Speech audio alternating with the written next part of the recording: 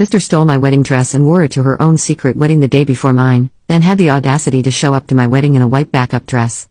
So I made sure everyone knew exactly what kind of person she really was. My sister Emma has always been the golden child in our family. Growing up, she could do no wrong in my parents' eyes while I was constantly compared to her achievements. She was the straight-A student, the popular one, the one who never caused any trouble. I learned early on to keep my head down and not rock the boat because any conflict between us somehow always ended with me being the villain and her being the victim who needed protection. This dynamic followed us into adulthood. Emma is 28 and I'm 31, but she still acts like she's the baby of the family who deserves special treatment. She's never held a job for more than 6 months, constantly borrows money from our parents that she never pays back, and has this incredible talent for making everything about herself. But because she's charming and knows exactly how to play the victim, everyone always makes excuses for her behavior. When I got engaged to my fiancé David last year, I was over the moon. We'd been together for 4 years and I finally felt like I was building something that was truly mine, something Emma couldn't take away from me. David is kind, stable, and genuinely loves me for who I am, not because I'm performing some version of myself that others want to see. For the first time in my life, I felt like I had something that was completely separate from my family's dysfunction. The wedding planning process was mostly smooth until I found my dress. It was this stunning vintage-inspired gown with intricate lace detailing and a cathedral train. The moment I put it on, I knew it was the one. It was expensive, more than I'd originally budgeted for, but David and I decided it was worth it for such an important day. I felt absolutely beautiful in it, like the best version of myself. Emma came with me to several dress appointments, and I thought she was being supportive. She seemed genuinely excited for me, even helped me choose accessories. When I found the dress, she gushed about how perfect it was and how stunning I looked. I should have recognized the look in her eyes when she saw me in that dress, but I was too caught up in my own happiness to notice the wheels turning in her head. The dress was ordered and needed alterations, so it wouldn't be ready until 2 weeks before the wedding. During this time, Emma started acting strange. She became secretive about her own life, deflecting questions about her job situation and dating life.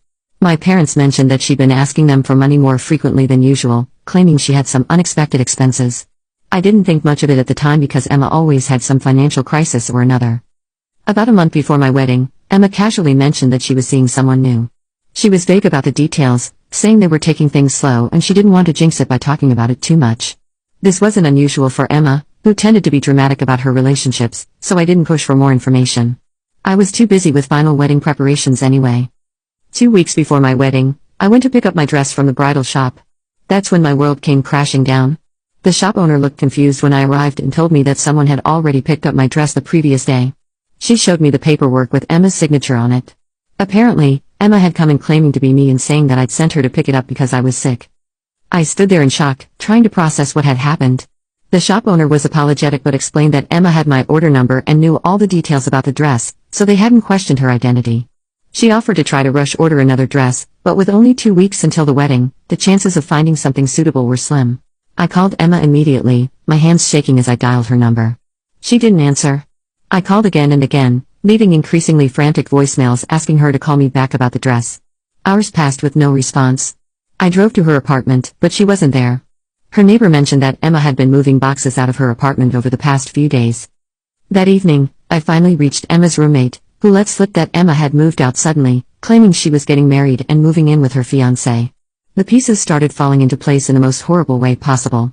Emma hadn't just taken my dress, she was planning to use it for her own secret wedding. I spent the next day frantically trying to find Emma. I called everyone we knew, but no one had heard from her. My parents were worried but kept insisting that there must be some misunderstanding, that Emma wouldn't do something so cruel. They suggested that maybe she was trying to surprise me by getting the dress altered as a gift or something equally ridiculous. The truth came out through social media. One of Emma's friends posted pictures from a wedding the day before mine. There was Emma, radiant in my dress, marrying some guy I'd never even heard of. The pictures showed an intimate ceremony with about 20 people, all looking delighted for the happy couple.